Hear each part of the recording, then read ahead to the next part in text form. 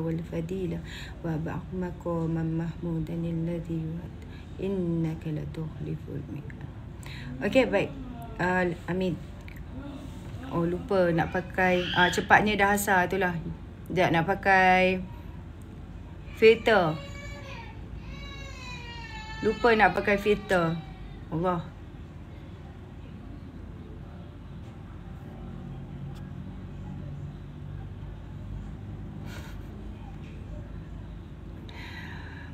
Touch the screen. Sekejap. Hai, Assalamualaikum warahmatullahi wabarakatuh. Tap screen. Dia nak pakai filter ni.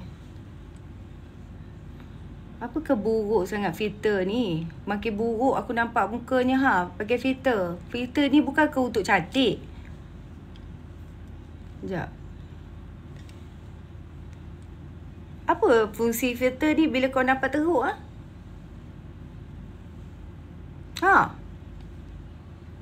Sekejap. Bukankah aku tak faham lah apa fungsi filter bila kau nampak lebih teruk daripada asalnya. Baik. Okay, jomlah kita tak payahlah nanti kan ada yang dengki pula kan. Waalaikumsalam. Hai, Assalamualaikum. Macam hantu. Itulah macam hantu pakai filter. Baik. Nak start daripada mana berkenaan dengan banyak benda sebenarnya hari ni nak diperkatakan, tapi kita keluarkan satu-satu lah kan.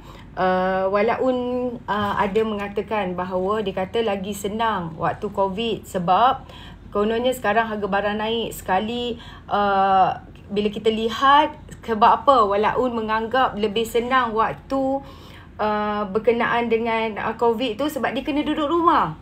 Dia duduk rumah dan dia dapat pelbagai inisiatif seperti duit KWSP dikeluarkan berkali-kali. Sebab tu walaupun rasa dia lagi senang waktu COVID. Dia tak payah pergi kerja. Dia tak payah membanting tulang. Dia duduk di rumah, lepas makan dia tidur, lepas tu dia main game, lepas tu dia main telefon, lepas tu dia repeat the same thing lah every day, berminggu-minggu, berbulan-bulan, bertahun-tahun. Dan kita kena fahami keadaan ekonomi sebelum dan selepas COVID. Ekonomi gawat sebab faktor kewangan. Ada tanda-tanda bila ekonomi nak masuk bubble Dan bila tanda dunia secara tiba-tiba lockdown berlaku, tiba-tiba perniagaan tutup, bawah Muhyiddin hari tu berkali-kali PKP, walhal benda tu boleh elak. Dengan automatik orang akan hilang punca pendapatan. Satu dunia akan hadap benda ini. Jadi rakyat hilang kuasa beli. Inflasi drop banyak sebab orang tak berbelanja. Itu basic ekonomi. Bila orang tak berbelanja, duit kurang flownya di pasaran. Tiba-tiba bila dah dapat di KWSP keluar 10,000 berkali-kali, dapat dikeluarkan berkali-kali lah. KWSP ni 4-5 kali kan, tak silap aku. Kerajaan di dunia, ni khusus dunia dulu, di dunia mula tingkatkan kecairan, tambah duit dalam pasaran. US print duit 3 trilion, Europe print 1 trilion, Malaysia release 145 bilion duit KWSP kau tu. Duit KWSP yang dia release kan. Ini untuk tingkatkan kuasa beli rakyat dengan tambah wang dalam ekonomi. Harga barang tengah rendah, tiba-tiba ramai kuasa beli semula. Tentulah kita suka keadaan tu. Siapa yang tak suka kan? Tiba-tiba kita ada kuasa beli. Tapi ekonomi tak boleh sustain dengan cara itu. Sementara boleh, tapi untuk jangka masa panjang, untuk terus menerus release duit dalam ekonomi sebab akan berlaku hyperinflasi. Kecairan duit tu terlalu banyak. Duit jadi tak lakulah. Nasi lemak RM5 boleh jadi RM10. Let's say tak banyak kerajaan berani buat tindakan tak popular untuk lawan inflasi sebenarnya. Kerajaan semasa akan tumbang, kerajaan baru akan salahkan kerajaan lama sebab tak kekang inflasi, dan kerajaan seterusnya salahkan kerajaan sebelumnya juga, dan blaming game ini akan go on and on. Sebab masa inflasi naik, tak ada satu pun kerajaan yang berani buat keputusan tak popular. Sebab nak lawan inflasi, inilah banyak tindakan tak popular kena buat, tapi kena buat. Even it's not a popular action, tapi kena buat. Tak semua negara berani. Contoh Argentina dan Turki berlaku hyperinflasi. Sebab kerajaan rilis semua duit dalam ekonomi, tentu inflasi akan berlaku. Banyak negara hadapi inflasi teruk, buktinya bank-bank pusat naikkan interest rate untuk lawan inflasi. Satu dunia dah ribut berkenaan dengan harga barang naik, bukan Malaysia saja. Kena akui barang-barang asas naik, tapi kena adil, kenaikan ni berlaku seluruh dunia. Dan kenaikan ni berlaku semasa 2021 hingga 2022. Seterusnya kita kena tempiasnya sekarang. Dan pengeluar makanan terbesar di dunia iaitu India. Dia ban ekspor makanan beras, bawang dan gula. Ini punca harga barang naik seluruh dunia juga. Ramai yang kritik, tapi yang kritik tu ada solution ke? Kan? Ada solution ke? Kalau tak ada, kenapa? Sebab ini adalah fenomena global. Orang bodoh tak akan faham. Senang cerita lah. Kan? Tak payah cerita banyak lah. Okey, dan dulu kalau belajar ekonomi kan, ramai yang nak gaji besar lah. Kita faham ramai yang nak gaji besar. Ada peningkatan dari semasa ke semasa. Sebab kita ni dalam hidup, kita nakkan peningkatan. Kita nakkan ada progress dalam hidup. Okay, let's say 5 tahun akan datang, kita jumpa kawan kita dan kita sendiri dan kawan kita mesti nak tengok, oh sekarang ni dia dah senang dah pakai kereta besar. Bini besar, kereta besar, anak besar kan, semua besar. Badan kita pun jadi besar nanti kokoknya. Kita selalu berpandangan dengan kenaikan gaji, maka kita akan lebih mampu atau kemampuan kita untuk menyara hidup ni lebih sustain kan. Pada masa yang sama, kita selalu inginkan harga barang atau perkhidmatan menjadi lebih murah. Sekali lagi, dengan murahnya harga, maka anda akan ada lebih kemampuan untuk membeli itu sendiri. Betul tak? Jadi kedua-dua hasrat ini munasabahlah, tapi ia tidak berlaku begitu sahaja. Gaji atau dengan nama lain pendapatan, dan dengan maksud lain, gaji adalah harga bagi perkhidmatan yang kita tawarkan. Kita menerima gaji berdasarkan skim pembayaran yang kita setujui, dan menjadi lumrah sebenarnya kita ingin nak naik gaji dan menikmati gaji yang lebih besar. Sebab itu membuktikan kita lebih mampu untuk makan lebih sedap, duduk lebih selesa, beli apa yang kita nak beli, pakai kereta yang kita lebih berkemampuan lah. Kalau sebelum ni kita mampu Vios, mungkin lepas ni kita mampu CRV kan, let's say. Kalau kita mampu kereta yang berharga 100,000, mungkin kita nak mampu pakai kereta yang 150,000, something like that lah. Tapi namun pada masa yang sama, kita jangan lupa pihak yang menjual perkhidmatan dan barangan juga inginkan perkara yang sama. Mereka juga mahu gaji dan perkhidmatan mereka dibayar lebih tinggi. Dengan cara itu, mereka mungkin akan menjana lebih keuntungan. Seterusnya boleh mempertimbangkan kenaikan gaji bagi diri mereka sendiri dan kaki tangan mereka. Dan kita selalu simpati dengan nasib orang susah, betul. Katakan dalam kebanyakan kes orang susah ini ialah peniaga kecil, pekerja buruh kontrak, pesawah atau nelayan kecil lah. Bagaimana mereka ini, yang golongan orang susah ini boleh menikmati bayaran yang lebih tinggi. Sudah tentu kenaikan harga barang atau perkhidmatan yang mereka berikan. Bagaimana seorang penjawat awam boleh menikmati kenaikan tahunan yang ditetapkan oleh undang-undang? Pastinya melalui apa? Produktiviti umum swasta yang membayar lebih banyak cukai di seluruh kerana seluruh cukai yang dikumpulkan daripada semua kaki tangan awam saja tidak mungkin cukup untuk membiayai gaji dan saraan pencen kaki tangan awam tu sendiri. Kalau kita nak naikkan pencen kaki tangan awam dan sebagainya lah kan. Di sinilah hubung timbal balik ekonomi menjadi dinamik, dia jadi lebih menarik kan. Mereka yang pernah, mungkinlah mereka yang pernah ke kelas ekonomi atau sebagainya, mereka tahu dalam membuat keputusan dari segi bagaimana untuk berbelanja, untuk saving, untuk berapa persen yang mereka harus jadikan gaji mereka itu sebagai komitmen bulanan mereka.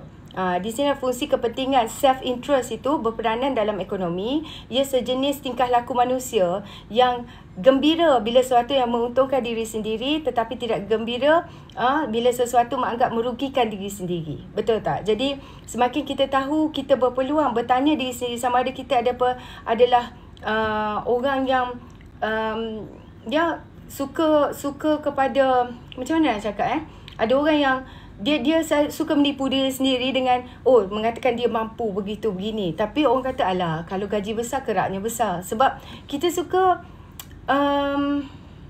ada je sebenarnya orang yang suka menyimpan tau. Saya pernah kenal orang yang bila dia pencen baru dia beli kereta baru. Saya tak tahu kenapa bila dia pencen baru dia beli kereta baru. Dia membayar kereta baru dia tu dengan harga cash. Dia tak pernah beli kereta baru. Bila dia pencen, dia simpan aja duit dia. Dia beli rumah, dia simpan, lepas tu rumah tu disewakan. Dan bila dia pencen, dia kutip duit sewa rumah dia dengan dia duduk relax lah dengan pencen dia saja. So dia dapat balik gaji dia yang masa dia bekerja tu.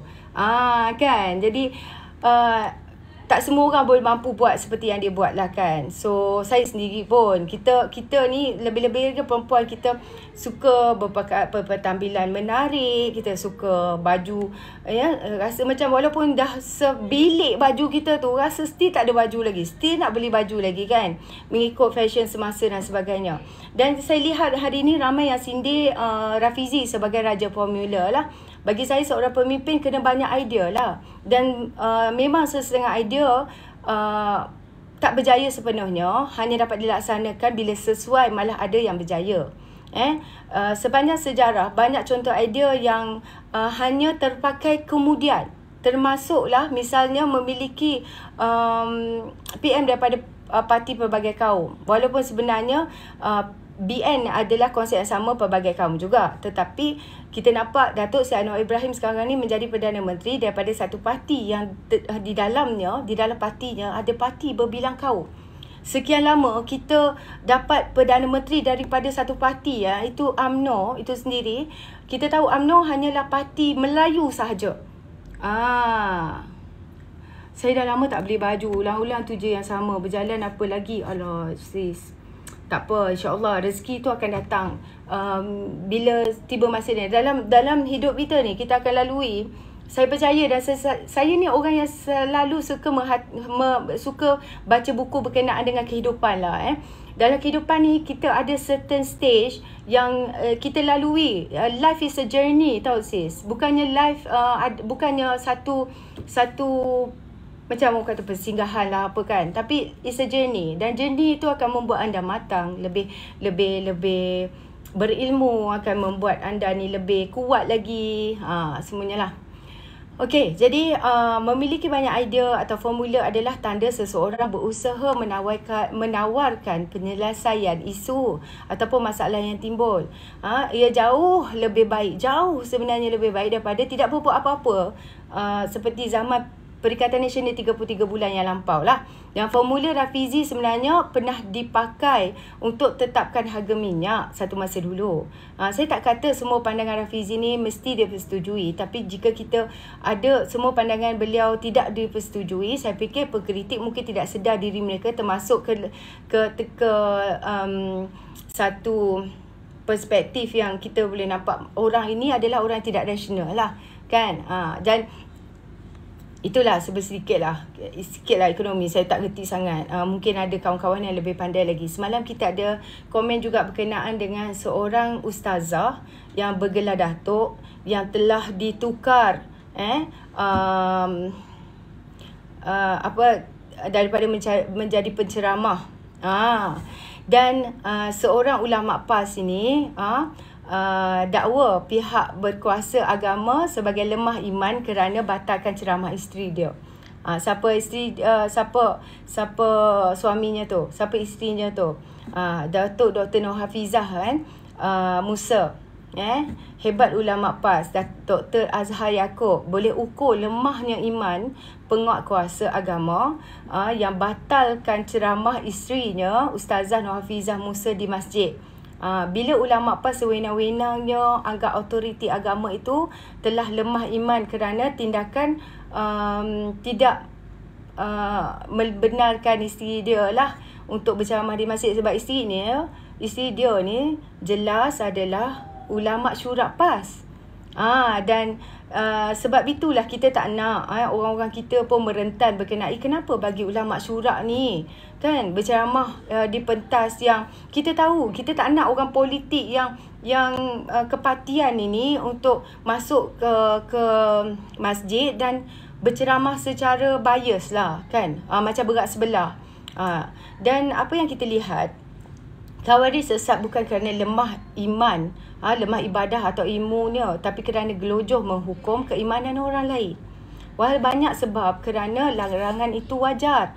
Dan Ustazah Nofizah adalah ahli Majlis Syura PAS, iaitu badan tertinggi di dalam PAS itu sendiri. Dia terang-terang berkempen untuk Perikatan Nasional di media sosial semasa PRU yang lepas. Dan Dr. Azhar pula semasa Muktamar PAS 2015 gunakan medium doa untuk hentam lawan dan politiknya dalam PAS. Dan urusan hal ehwal agama adalah di bawah kuasa sultan dan raja-raja. Raja-raja dah bertitah supaya masjid-masjid menjadi pusat menyatukan ummah dan bukan tempat ahli politik sebarkan dakwah. Masjid-masjid seharusnya bebas dari sebarang fikrah Khawarij yang berluasa sekarang. Dan walau masih lagi duk kata beras dah mahal. Saya tengok komen-komen di bawah ni daripada tadi lagi. Masih lagi duk mengatakan beras dah mahal ni, beras dah mahal dan sebagainya lah. Jadi isu beras adalah dah berapa kali dah mulut ni rasa macam nak tercabut dah nak explain kat diorang ni berkenaan dengan isu beras ni adalah isu sejagat. Bukan isu politik sengkek. Kaji fakta baru boleh berpolitik. Politik ni kita dengan ilmu, bukan dengan sentimen kebencian. Nak sendawa. Okey. Jadi, faktanya apa? Fakta dah berkali kita beritahu bahawa India mengharamkan ekspor semua beras. Mengharamkan dah aku guna tu. Mengharamkan semua ekspor beras kecuali grade basmati. Setiap tahun sebelum ni, jumlah ekspor beras India setahun adalah bersamaan penggunaan beras Malaysia selama 10 tahun. Setiap tahun dia ekspor beras sama dengan penggunaan beras di Malaysia selama 10 tahun. Betapa banyaknya yang diekspor. Fakta dua, apa dia? Thailand dan Vietnam dalam proses mengurangkan ekspor beras murah. Kalau dia tak nak jual beras yang murah, dia nak jual beras yang mahal saja. Thailand dan Vietnam ni kita nak buat apa? Kita nak pergi marah dia. Itu hak dia. Ketiga, negara-negara pengekspor beras dalam fasa berjaga-jaga untuk menghentikan ekspor beras tempatan mereka. Demi apa? Kelangsungan sumber ruji rakyat negara mereka. Dan fakta yang keempat, beras Malaysia hanya menampung 80% penggunaan domestik. Selebihnya adalah dipengaruhi oleh beras import. Belum lagi dikupilkan isu rasuah, isu ketirisan di kalangan sektor pertanian melibatkan pesawah yang menerima benih padi dan baja tidak berkualiti, pelenyapan stok beras super special tempatan dan sebagainya. Jadi penyelesaian isu beras ni adalah penambahan subsidi dan impak. Penambahan subsidi akan mengurangkan belanjawan awam seperti bantuan rakyat dan dana pembangunan, itu semualah. Lepas tu optionnya, last optionnya tak ada lain adalah subsidi lah. Sebab itu yang sekarang ni nak faham isu kekurangan beras, rujuk isu kekurangan bekalan minyak pasca pandemik lepas. Kan? Bagaimana? Jadi jangan nak manipulitkan fakta, mengatakan kerajaan ni gagal dan sebagainya. Kita kena faham nak berpolitik, kita kena belajar lah sikit. Jangan nak main isu setiap masa kan. Jadi bila orang tanya apa fakta di sebaliknya, kita tak tahu apa-apa. Okey. Saya nak di samping tu nak ucapkan tahniah kepada Perdana Menteri kita. Tahniah PMX, tahniah kepada MITI kerana kerajaan telah pun sign satu MOU antara Sime Darby Oils dengan Guangxi Beibu Gulf kerana mereka telah meningkatkan pembelian minyak sawit dan pertukaran memorandum persefahaman antara Sime Darby dengan Guangxi ni akan meningkatkan pembelian minyak sawit dari China kepada 50,000 tan setahun daripada 250,000 tan yang sebelumnya. Dengan anggaran ekspor bernilai 2.5 bilion MOU antara Sandabi dan juga Guangxi ini melibatkan kerjasama membina pusat perdagangan dan pengedaran minyak sawit di Tapis dan Telemak di apa nama dia, Qinzhou. Something like that lah kan, di China lah, dengan anggaran jumlah niaga tahunan sebanyak 500,000 tan. Dan pertukaran MOU tersebut disaksikan oleh Perdana Menteri Datuk Seri Anwar Ibrahim dan juga dilihat bakal memberikan jaminan kepentingan kepada peneroka dan pengeluar dan juga pekebun kecil. Alhamdulillah. Jadi inilah pembelian minyak sawit oleh China meningkat dari 250,000 tan kepada 500,000 tan setahun. Alhamdulillah. Jadi dulu kita pernah yang mempersoalkan kenapa minyak masak ni macam ditolak lah untuk dibeli oleh negara-negara jiran kita dan sebagainya kan. Dan kali ini kita nampak Alhamdulillah MITI dan juga PMX telah berjaya meningkatkan ekspor beras lah. Minyak masak. Aduh, mengarut dah aku ni. Okey. Baik. Satu perkara yang saya nak highlight lah sikit je berkenaan dengan pegawai JPJ yang dilanggar hari tu. Kau bayangkan orang yang langgar pegawai JPJ tu ramai puak-puak walau ni khususnya lah mereka ni duk komen dalam Facebook. Saya tengok dia kata syabas, hang memang berani abang 125. Respect abang 125, puas hati, respect abang 125. Saya geng yang langgar undang-undang dan minta halalkan sehari dua kerana hobi mereka ni, hak mereka, sedang membiak. Membiak begitu dahsyat sampai ke tahap menyokong serangan ke atas abang JPJ tu.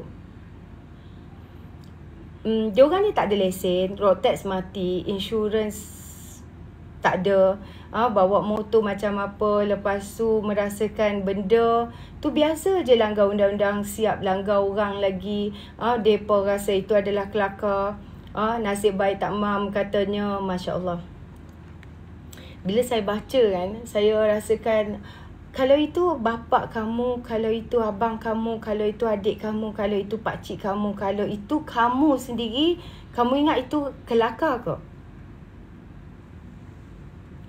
Hai Rakeshis, apa tu? Kamu ingat itu kelakar ke? Punca dia satu saja. Mula-mula mereka meroyan berkenaan sebab kacau hak mereka untuk berhimpun. Kononnya mereka langgar undang-undang masa event RZ tu. Lepas tu mereka ni sebab ramai ahli-ahli politik pembangkang yang telah bela mereka, yang telah mengatakan kerajaan hari ni telah melanggar hak anak muda untuk berhimpun kan, berkira dengan anak muda.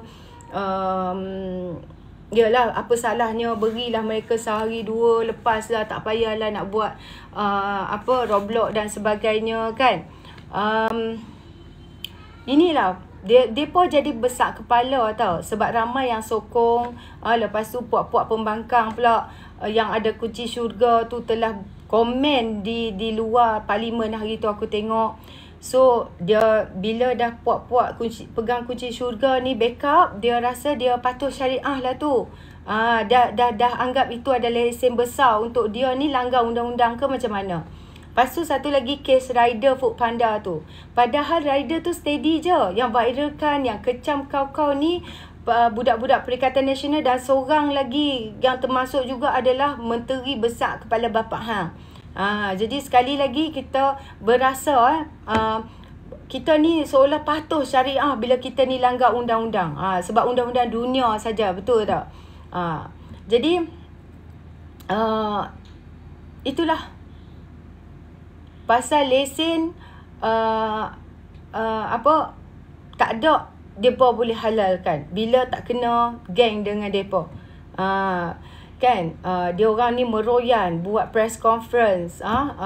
Adalah beberapa ahli politik pembangkang tu melanggar JPJ pun jadi kelakar. Jadi jadi lawak bagi mereka. Dan dihina-hina mangsa tu. Acah-acah next PRU konon takkan undi next PRU nanti. PRU kali ni pun memang kau tak mengundi PH pun. Tak payah nak acah-acah sangat. Kononnya kau takkan mengundi PH untuk next PRU. Tak payah nak acah sangat. Geng-geng ni lah yang paling senang percaya kepada sentimen-sentimen yang dibawa oleh puak-puak penunggang ni kan. Habis rosak semuanya anak-anak muda kan. Dan tahniahlah Perikatan Nasional. Korang dah dulu dah kau tim dah anak-anak muda punya pemikiran ni, yang sampai mereka ni boleh gembira bila ada orang cedera kerana melanggar undang-undang. Masyarakat semakin tenat. Serius saya kata, masyarakat dah semakin tenat sekarang ini. Dan ramai yang backup mamat yang langgar pegawai JPJ tu. Kalau dah macam ini, apa pertimbangan netizen sebenarnya? Orang yang langgar JPJ tu, dia ada 8 kes rekod jenayah. Terlibat dengan dadah, tak ada lesen memandu, motor tak ada insurans, kesalahan mengganggu penjawat awam, cuba lari daripada SJR, cubaan mendatangkan kecederaan pada orang lain. Dan saya rasa generasi sekarang ni dah tak boleh berfikir secara waras ke macam mana. Boleh gelak sebab yang kena langgar tu bukan family korang, bukannya abang korang, bukannya pakcik korang. Bermakna korang tak payah sembang lah tuduh kerajaan sekarang ni backup penjenayah. Kalau dari kalangan rakyat pun backup penjenayah yang ada 8 rekod kes jenayah seperti mak motor tu, korang nak backup dia, dah terang-terang orang tu langgar, orang secara dah lah langgar penjawat awam, langgar JPJ, bermakna tak payah sembang lah. Korang lupa sebenarnya cerminan pemimpin datang dari rakyat. Kalau dalam kalangan rakyat pun korang pun sokong penjenayah, jangan mimpilah nak dapatkan pemimpin yang bersih. Itu saya rasa terkedu lah dengan saya baca komen-komen daripada mereka ni di laman sosial kan. Ingat cerminan pemimpin berbalik kepada rakyat, itu saja. Itu je lah. Kalau nak naik silakan lah. Sedih sangat. Sedih tengok hari ni diorang punya pemikiran. Dan inikah yang kita harapkan untuk generasi akan datang. Itu sajalah. Sebab aku tak boleh nak brain weh. Orang boleh menganjing, orang boleh sokong JPJ yang kena langgar tu seolah-olah JPJ kan kebal, so tak apalah langgar pun. Kalau kena kat hampa, yang kena kat pakcik-pakcik yang menyokong, kononnya biar pada muka JPJ kena langgar kan. Ada orang cakap macam tu. Kalau anak-anak pakcik yang kena langgar, agaknya apa rasa pakcik? Dan anak pakcik tu pula ada anak dekat rumah. Kalau lah meninggal orang tu, siapa yang nak dipersalahkan? Kan. Jadi tak tahulah. Saya rasa lost for words lah. Aku tak tahu. Yalah. Dan komen masing-masing, ya Allah. Lepas ni kalau kita ni kena langgar orang tak ada lesen atau road tax, adakah kalau anda tu sendiri yang buat emoji ketawa kan, mempertawakan dan sebagainya, kalau anda tu sendiri satu masa kena langgar dengan orang budak yang tak ada lesen ni, apa perasaannya? Agaknya. Lepas tu kena langgar lari pula tu. Kan? Kita ni, kalau kita ni tak ada lesen, kita bawa kereta ke, kita bawa motor, aku rasa balik rumah je aku kena sebat dengan mak bapak aku.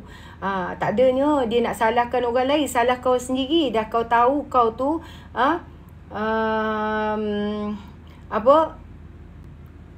tak ikut undang-undang, lepas tu kau nak salahkan penguatkuasa undang-undang. Adakah begitu? Kan?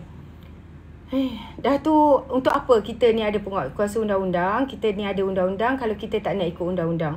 Lepas tu nanti kalau satu hari kenalah anak kita ke, adik kita ke, kena macam orang tu kena sampai terkorban nyawa, barulah kita sedih lah. Naiklah. Ke nak dan apa punca sebenarnya masyarakat dah penat? Bila JPJ buat sekatan pasal satu event. Kak, Mas. Engkau. Waalaikumsalam. Sian ya ni, bebel seorang-seorang. Tak lah. Dah berapa minit dah Walau on tak nak berkawan dengan yang ni dah ke? Tak nak, dah setengah jam. Tak lah, hari ni tak rasa sangat nak bebel panjang-panjang sebab isunya pendek-pendek je. Okay. Hari ni banyak berita macam berita gembira lah yang ni. Ya, betul. Antaranya Ketua Pembangkang disekolahkan oleh Menteri Undang-Undang. Kesian dengan Ketua Pembangkang. Itu pasal. Baiklah, aku dengar apa Menteri Undang-Undang kita menyekolahkan pembangkang-pembangkang ni. Saya dengar. Penat kan? Penat dia orang pergi berhimpun kan? Dia orang berhimpun penat-penat berkenaan dengan isu Zahid tu. Sekali dia orang punya ketua selamba je kena balon dekat parlimen. Lepas tu yang paling lawak, pagi tadi boleh pula elok dia orang hantar memorandum berkenaan dengan dakwa Zahid tu. Habis yang dia orang pergi berhimpun hari Sabtu yang gagal tu pasukan mana aku tengok macam dia orang ni tak ada WhatsApp group lah. Masing-masing nak tunjuk hero tapi masing-masing gagal. Yang aku perasan hari Sabtu tu geng-geng apa TikTokers dengan cyber trooper bersatu. Aku tak nampak pun apa geng-geng PAS ni turun. Kan contohnya macam si apa tu apa Syafiqah dan geng-geng ni lah yang kita kenal lah semua tu watak-watak dia orang ni. Kan geng-geng TikTokers. Yes, bersatu. Aku rasa tak ada sambutan daripada PAS. Aku rasa kalau PAS